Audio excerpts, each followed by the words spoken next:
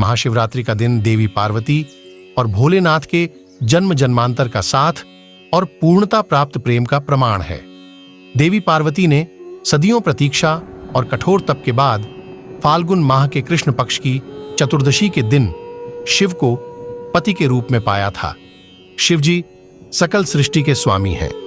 शिव के इत्तर माता पार्वती ने कभी कुछ और नहीं चाहा।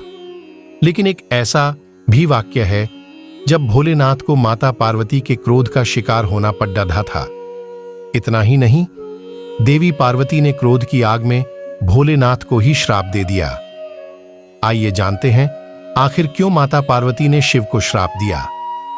पौराणिक कथा के अनुसार एक बार देवी पार्वती ने महादेव के समक्ष चौसर खेलने की इच्छा प्रकट की।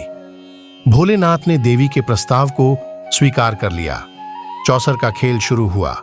हर चाल में देवी पार्वती भगवान भोलेनाथ को मात दे रही थी।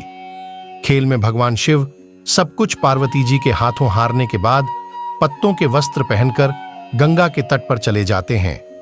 पार्वती जी यह देखकर चिंतित हो जाती हैं। यह बातें जब कार्तिकेय को पता चली तो वह माता पार्वती से समस्त वस्तुएं वापस लेने पहुंच गए। लेकिन देवी ने खेल के नियम अनुसार वस्तुएं देने से इनकार कर दिया।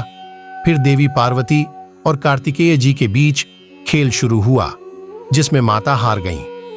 कार्तिकेय शंकर जी का सारा सामान लेकर वापस चले गए। देवी पति वियोग से परेशान थीं। तभी माता की व्यथा सुनकर गणेश जी स्वयं खेल खेलने भोलेनाथ के पास पहुंचे। गणपति जी ने भी चौसर के खेल में पिता शिव को परास्त कर दिया।